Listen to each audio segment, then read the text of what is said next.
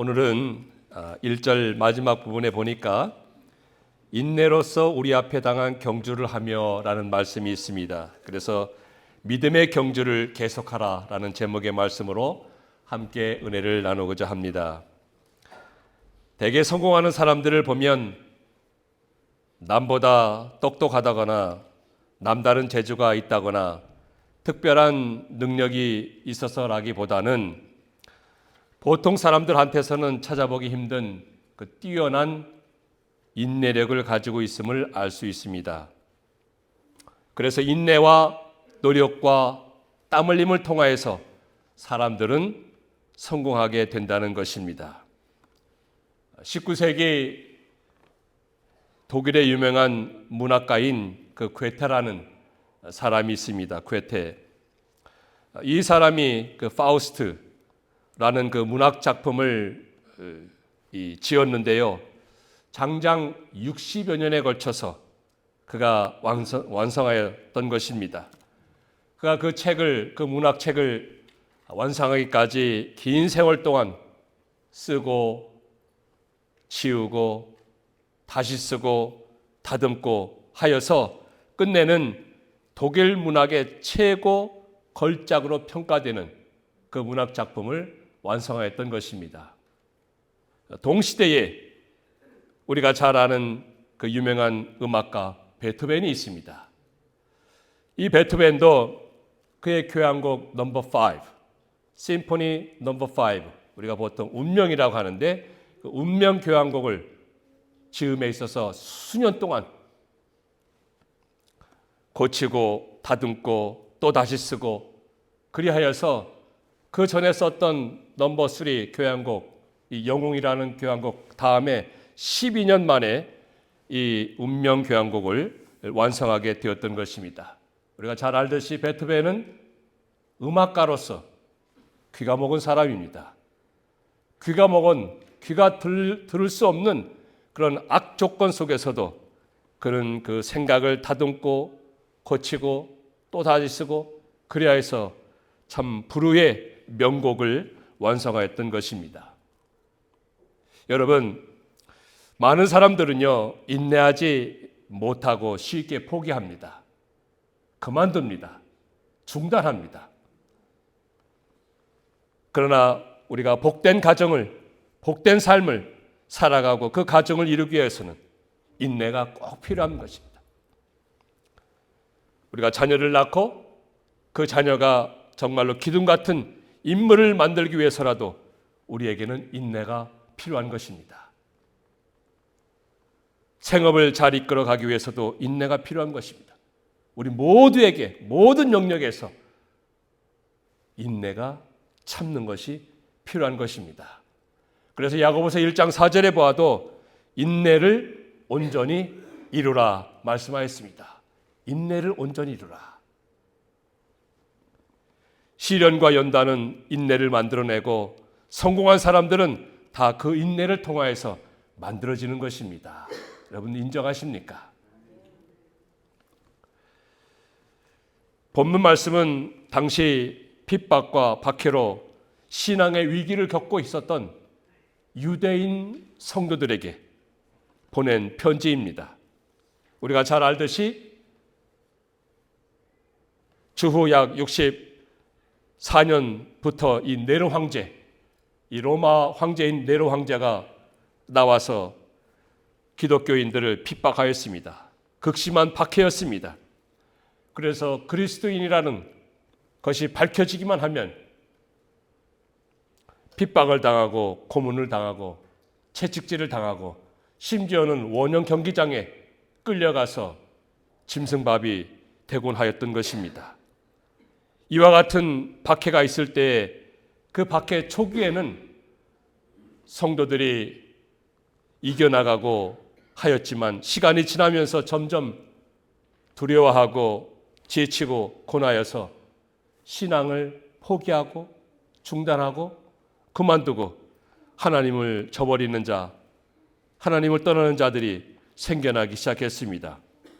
그래서 본문에서는 이 신앙생활을 달리기 경주로 비유하면서 박해받는 성도들에게 권면하고 위로하고 격려하고 용기를 불어주는 그런 말씀으로 기록되어 있는 것입니다. 모든 경주자들이 승리를 바라보면서 목표를 향하여서 끝까지 나아가는 것처럼 신앙생활도 우리 신앙인들도 인내함으로써 끝까지 달려나가서 마침내 하나님께서 예비하고 준비하신 영광의 면류관을 다 받으라고 권면하는 그런 말씀이 되는 것입니다. 여러분, 올해도 이제 2달이 채 남지 않았습니다. 한 해 동안 계획하였던 것, 생각하였던 것 다 이루지 못하였어도, 또 잘못한 것이 있을지라도, 실수하고 실패한 것이 있더라도 그만두거나 중단하거나 낙심하거나 좌절하는 것이 아니고 인내를 가지고 계속해서 달려나가는 믿음의 경주를 해나가는 저희 모두가 되기를 간절히 소원합니다. 그러면 우리가 어떻게 믿음의 경주를 해나가야 하겠습니까? 어떻게 우리가 믿음의 경주를 계속해서 해나갈 수 있겠습니까? 오늘 본문의 말씀을 통해서 몇 가지 살펴보면서 여러분과 제가 은혜를 나누고자 하는 것입니다. 믿음의 경주를 계속해서 잘하기 위해서는 첫째로 무거운 것과 얽매이기 쉬운 죄를 벗어버려야 합니다. 무거운 것과 얽매이기 쉬운 죄를 벗어버려야. 제가 이번에 한국에 가서 이 설악산을 등반하였습니다. 평소에 좀 하고 싶었던 것인데 여러분도 잘 아시다시피 설악산 제일 높은 봉이 무슨 봉입니까? 다 잊어버리셨죠? 너무 오래돼가지고 대청봉이라고 합니다. 이제 생각나실 것입니다. 대청봉이라는 곳이 설악산 제일 높은 곳입니다. 미터로 하면 1708m.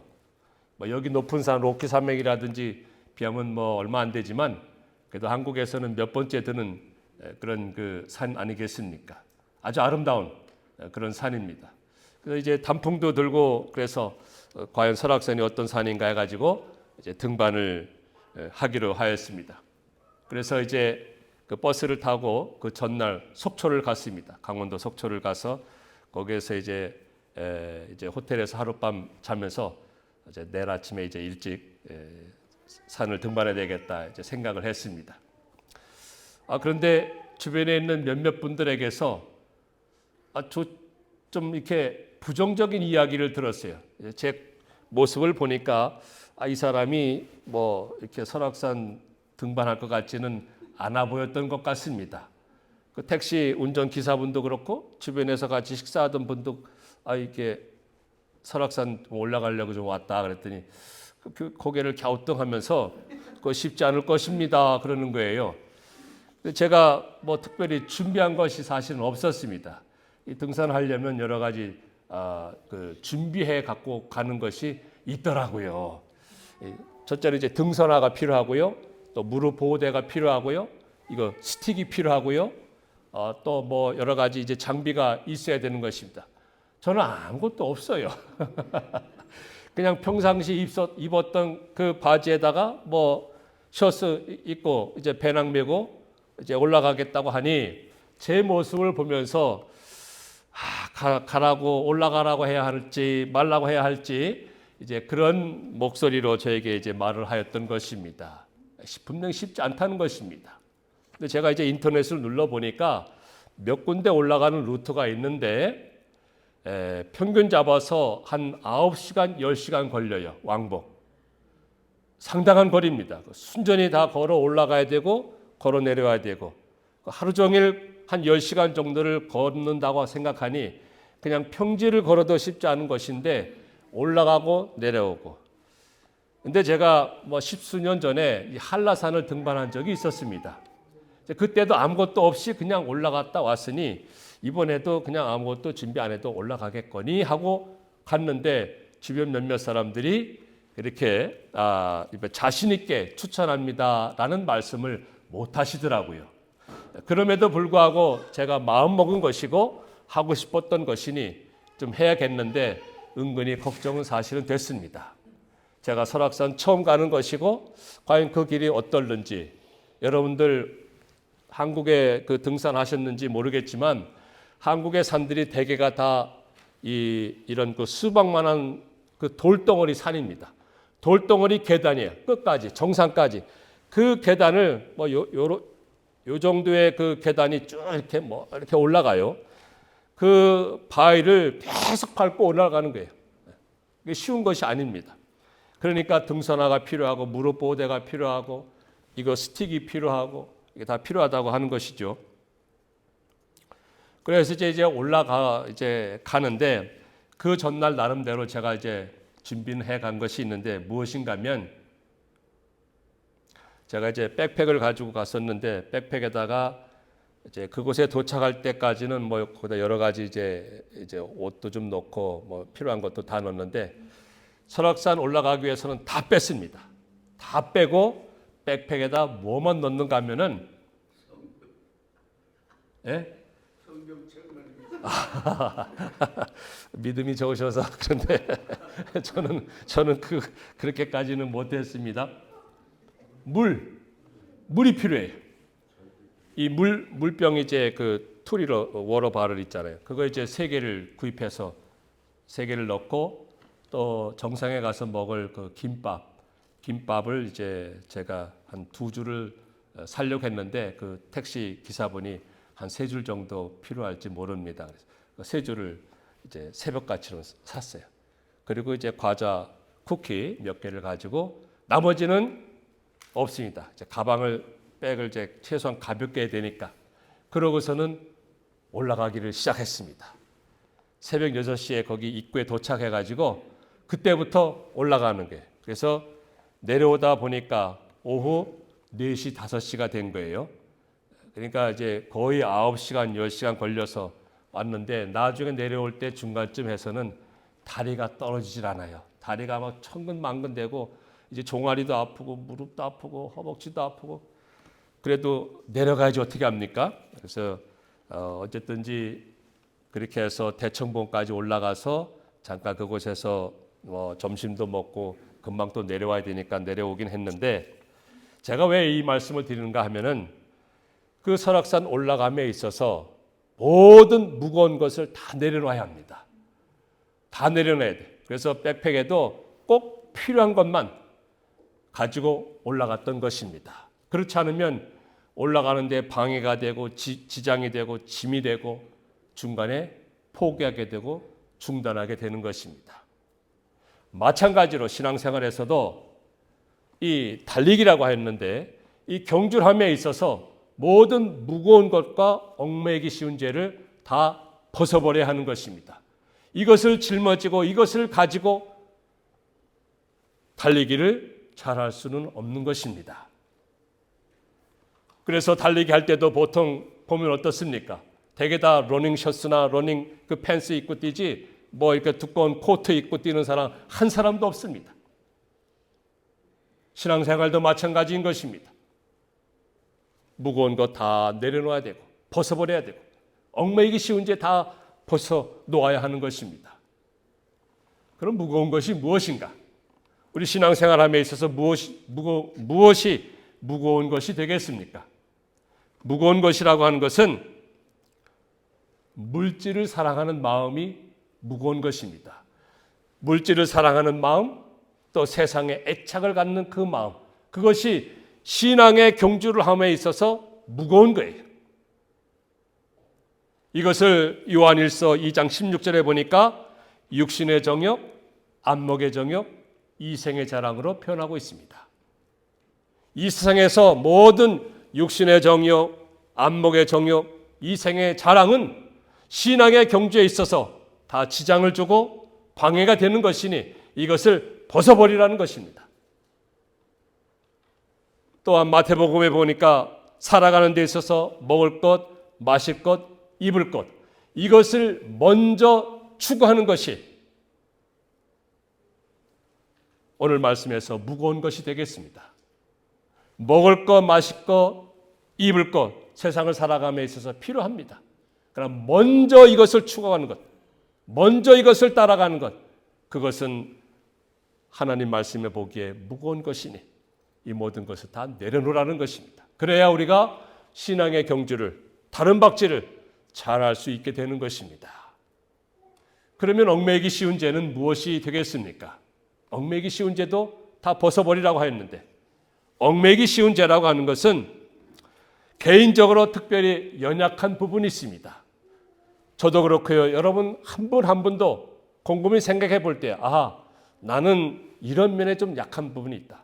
신앙생활에 있어서 이런 부분에 자주 넘어지고 자주 여기에 걸리게 된다 하는 부분이 있습니다. 이런 것이 얽매이기 쉬운 죄예요. 그래서 좋지 못한 습관이 있을 수가 있고요. 또 목표를 바로 바라보지 못하게 하는 것들이 있을 수가 있고요. 목표에 집중하지 못하게 하는 것들이 있을 수가 있고요. 말씀에 쭉 보니까 술 취하는 것, 방탕하는 것, 이런 모든 것들이 다 얽매이기 쉬운 죄예요. 이런 모든 얽매이기 쉬운 죄들을 다 벗어버리고 내려놓아야 되고, 그래야만 우리가 신앙의 다른 박질을, 신앙의 경주를 잘할 수 있게 되는 것입니다. 여러분 각자에게 다 얽매이기 쉬운 죄가 있을 줄 압니다. 우리 모두에게 다 있어요. 때로는 쉽게 분내는 것도 얽매이기 쉬운 죄입니다. 쉽게 화가 나는 것도 그렇습니다. 이런 모든 것을 우리가 다 내려놓고 벗어놓을 때 우리는 신앙의 경주를 잘할 수 있게 되는 것입니다.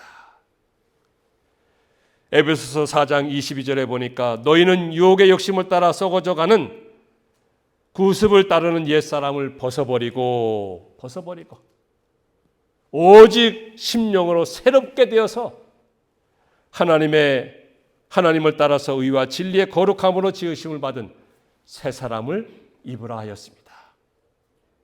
우리 다 벗어버릴 것이 있어요. 내려놓을 것이 있습니다. 그것이 무엇입니까?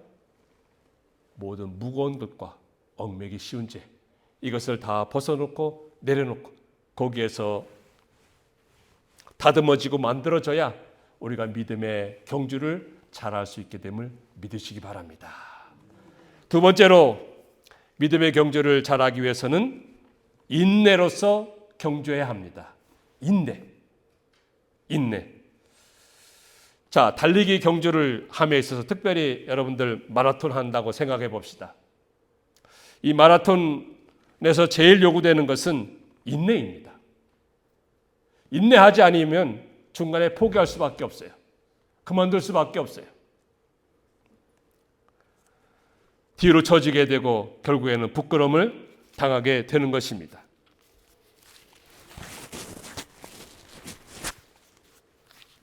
마라톤 거리가 대략 26마일 정도 되지 않습니까? 이 26마일을 이제 선수들은 2시간대로 이제 달려야 하는 것입니다. 근데 그렇게 달려 나감에 있어서 그 마라톤 그 코스가 때로는 오르는 길도 있고요. 때로는 내리막길도 있고요. 때로는 꼬불꼬불한 길도 있고요. 때로는 평탄한 길도 있고 고른 길도 있고 고르지 못한 길도 있습니다. 그런 모든 길을 가야 되는 것입니다. 달려야 하는 것입니다. 인내함으로써 참고서. 그런데 중간에 포기하고 인내하지 못하게 되면 포기하게 되고 그만두게 되고 결국에는 영광과 상급이 없게 되는 것입니다. 어떨 때는 숨이 찹니다. 심장이 터질 듯한 그런 숨차기도 하기도 합니다. 다리에 감각도 없어요. 때로는 쥐가 나기도 해요. 그래서 포기하기도 하고 싶은 그런 생각이 많이 들기도 합니다. 그럴 때라도 포기하지 아니하고 중단하지 아니하고 인내함으로써 참음으로써 끝까지 그 목표를 향해서 나아갈 때 그러한 자에게 주어지는 상급이 있고 영광이 있는 것입니다. 그래서 인내하는 자에게만 상급과 영광과 기쁨과 자랑과 감동이 주어지는 것입니다. 영광이 주어지는 것입니다. 우리 신앙생활도 마찬가지인 것입니다. 우리 신앙생활에 있어서 인내하는 것,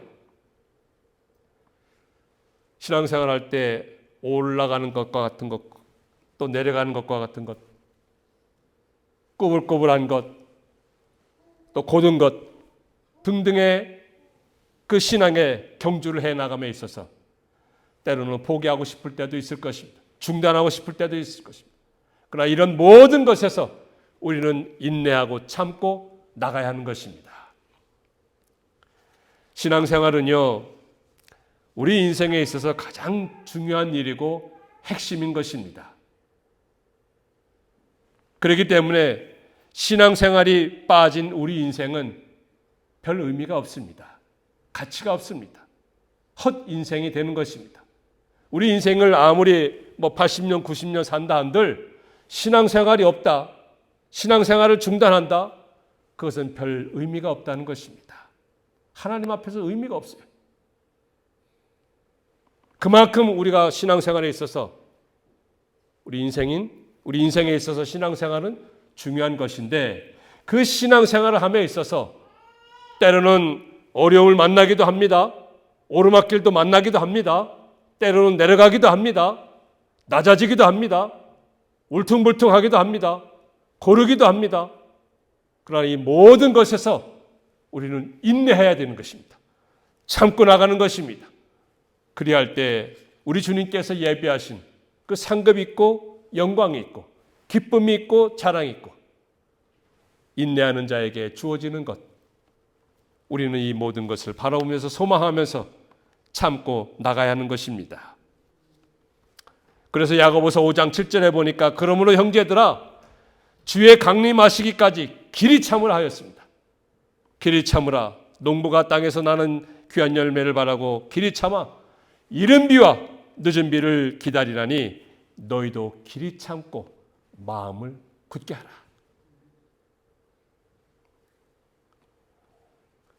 그만두고 싶기도 하고 포기하기 싶기도 하고 중단하고 싶기도 한 그런 우리 모든 인생길에서 우리는 절대로 포기해서는 안 되는 것입니다. 인내하고 참고 끝까지 붙들고 나가야 하는 것이 바로 우리에게 절실히 요구되는 것입니다. 성경에 보면 참고 인내하는 자에게 주시는 축복들이 많이 있습니다. 많이 기록되어 있어요. 예를 들어서 시편 37편 9절에 보니까 여호와를 기다리는 자는 땅을 차지한다고 했습니다. 땅에서의 모든 축복을 받아 누린다는 그런 말씀이 되겠습니다. 그리고 마태복음 24장 13절에 보니까 인내하는 자에게 구원을 얻으리라 말씀하였습니다. 또 로마서 5장 4절에 보니까 인내하는 자에게 소망이 이루어진다고 하였습니다. 히브리서 10장 36절에 보니까 인내하는 자에게 약속하신 것을 얻게 된다고 하였습니다. 야고보서 1장 4절에 보니까 부족함이 없게 된다고 하였고 생명의 면류관을 얻게 된다고 하였습니다. 이 모든 축복들이 누구에게요? 바로 인내하는 자에게 하나님께서 주신다고 약속하였습니다. 그러니 우리 모든 드림의 가족들도 아무리 힘든 역경이 오고 힘든 상황이 닥친다 할지라도 중단하거나 포기하는 것이 아니고 주님 오시는 그날까지 우리 신앙생활 끝까지 인내하면서 나아갈 때 하나님께서 약속하신 이 귀한 축복 다 받아 누릴 줄 믿습니다. 이러한 은혜가 있게 되기를 간절히 소원합니다. 세 번째로 우리가 믿음의 경주를 잘하기 위해서는 시선을 집중하여 주님을 바라봐야 합니다. 우리의 시선을 집중하고 고정하여서 누구를 바라봐야 한다고요? 주님만 바라봐야 합니다. 주님이 우리의 목표이기 때문입니다. 달리기를 함에 있어서 목표 지점을 향해서 제각기 다 달리기를 합니다. 목표 지점이 없이 달릴 수는 없습니다. 목표를 향해서 달려나가는 거예요. 우리 신앙도 마찬가지입니다. 이 믿음의 경주도 마찬가지예요. 목표 지점을 향해서 우리는 한 걸음 한 걸음 달려나가는데 그 목표가 누군가 하면 무엇인가 하면 바로 예수 그리스도 주님이십니다.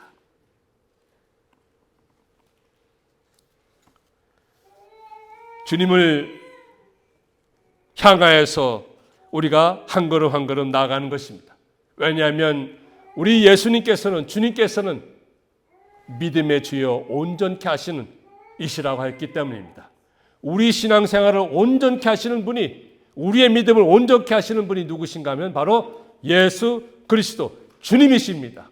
그 주님을 우리 신앙의 경제의 목표로 삼고 나아가야 하는 것입니다. 주님의 마음, 주님의 생각, 주님의 성품, 주님의 삶, 주님의 행동이 어떤지 우리가 그것을 목표로 삼고 한 걸음 한 걸음 나아가는 것입니다. 세상에 다른 불빛이 찬란하다고 거기를 끼웃거리고 그것을 바라보고 나가는 것이 아니고 우리의 시선은 오직 예수 그리스도 주님만 집중하여서 고정하여서 주님만 바라보고 나가야 하는 것입니다. 한눈 팔아서도 안 되고요. 다른 데 관심을 가져서도 안 되는 것입니다. 그래서 우리가 주님께만 집중하고 주님만 바라보고 주님을 목표로 나가기만 하면 우리의 삶에서는 놀라운 일들이 일어나게 되는 것입니다. 날마다 기적을 맛보면서 기적의 삶을 살아가게 되는 것입니다. 여러분들 구약성경 역대하 20장에 보니까 유다왕 여호사밧이 나옵니다. 여호사밧이라는 유다 왕이 나오는데 그 왕 시대에 모압과 암몬 족속이 쳐들어왔습니다. 벌떼같이 큰 무리를 이끌고 쳐들어왔습니다. 유다로서는 대항할 힘도 없고 군대도 변변치 못하고 마치 풍전등화같이 위기를 만나 했습니다. 그리하였을 때 여호사밧 왕이 어떻게 했는가 하면 그의 낯을 여호와께로 향하였다고 했습니다. 그리고 간구하였어요. 여호사밧의 그 낯을 얼굴을 주님께로 향하였다고 하는 것은 그의 시선을 여호와 하나님께 고정하였다는 것입니다. 집중하였다는 것입니다. 그리고 간구한 것입니다. 뭐라고 간구하였습니까? 하나님이시여 우리를 치러온 이 큰 무리를 우리가 대항할 능력이 없고 어떻게 할 줄도 알지 못하였고 오직 주만 바라보나이다. 주님만 바라봅나이다. 오직 주님만 바라볼 때 주님께서 놀라운 능력을 베풀어 주셨어요. 그래서 복병을 두어서 유다 백성으로 하여금 그 큰 무리들을 물리칠 수 있도록 하나님께서 친히 간섭하시고 하나님께서 이기게 해주셨던 것입니다. 신에게 와서 우리가 잘 아는 베드로가 있습니다. 베드로가 갈릴리 바다를 걷지 않았습니까? 예수님을 향하여서 예수님만 바라보고 예수님께만 집중하고 바라보고 나갔을 때에는 그가 갈릴리 바다 무리를 걷는 놀라운 기적을 맛보는 삶을 살았습니다. 그런 사람이 되었습니다. 하지만 물결을 보고 세상을 보니까 물에 빠졌다고 했는데 바로 그 전에만큼은 주님을 바라보고 나갈 때는 세상에 어떤 누구도 무리를 걷지 못하였지만 이 베드로만큼은 무리를 걷는 놀라운 기적을 창출해 나가는 삶을 살았던 사람이 바로 베드로이지 않았습니까? 이와 같이 오늘도 주님만 바라보고 나가는 자에게 모든 삶을 형통하게 하시고 축복되게 하시고 기적을 맛보게 하심을 믿으시기 바랍니다. 이번에 한국에 다녀오면서 갈 때 15시간 반, 올 때 14시간 걸리더라고요. 근데 이제 생각을 이제 했어요. 그 긴 시간을 무엇을 하면 좋을까 해가지고 책을 읽어야 되겠다 해가지고 제가 이번에 책 2권 읽었습니다. 갈 때 한 권 읽고 올 때는 한국에서 책 한 권 샀는데 그 책이 여러분도 아시는지 철로 역정이라는 책입니다. 뭐 다 아실 것입니다. 철로 역정, The Pilgrim's Progress. 존 버년이라는 사람이 이제 지은 책인데, 제가 과거에 책을 뭐 읽지 않았습니까? 근데 또 한번 읽고 싶더라고요. 그래서 한국에서 제가 그 책을 구입해서 이거는 이제 갈 때 읽어야 되겠다 하면서 이제 읽었는데, 그 철로 역정 그 주된 내용이 무엇입니까? 그것은 이제 그 주인공이, 크리스찬이라는 이 주인공이 멸망의 도시로부터 금빛 찬란한 천성을 향해서 가는 그 여정을 이 비유적으로 표현한 그 작품 아니겠습니까? 근데 이 주인공 크리스찬이 이 천성을 바라보면서, 그 주님을 바라보면서 나아갈 때는 그가 바른 길을 가요. 옳은 길을 갑니다. 제대로 길을 갑니다. 형통한 길을 가고 순탄한 길을 가게 됩니다. 그러나 그 주님을 바라보는 것이, 그 시선에서 다른 것을 보게 되고 다른 데 신경을 쓰게 되고 한눈을 팔게 되면은 영락없이 죄 가운데 빠져요. 죄 가운데 빠집니다. 그 죄도 무엇입니까?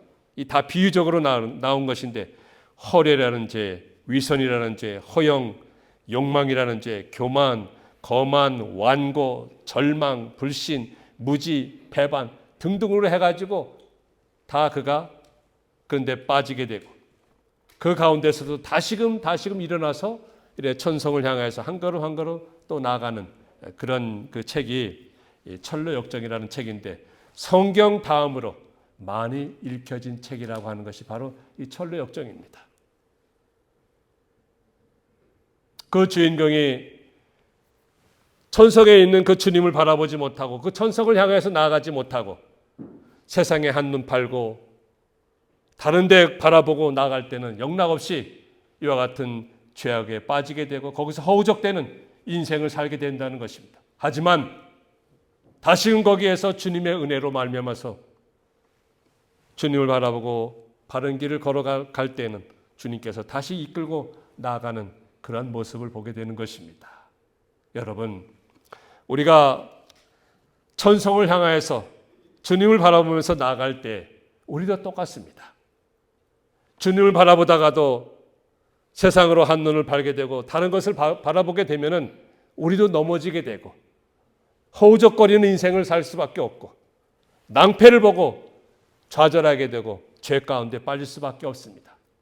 그러나 그러한 가운데서도 다시금 우리 주님을 바라보고 나아갈 때 우리는 주님이 기뻐하시는 삶을 살게 되고 천성을 향해서 힘있게 한 걸음 한 걸음 나아가게 될 줄 믿습니다. 우리 모든 드림의 가족들 다시금 힘을 내서 우리 믿음의 경주를 계속해서 나갑시다. 어떻게 해요? 모든 무거운 것과 얽매기 쉬운 것 다 벗어버리고 인내함으로써 참음으로써 우리 앞에 있는 그 모든 경주를 힘있게 달려나가서 마침내 우리 주님께서 예비하시고 준비하신 생명의 면류관, 영광의 면류관 다 받아 누리시는 여러분들 되시기를 간절히 축원합니다.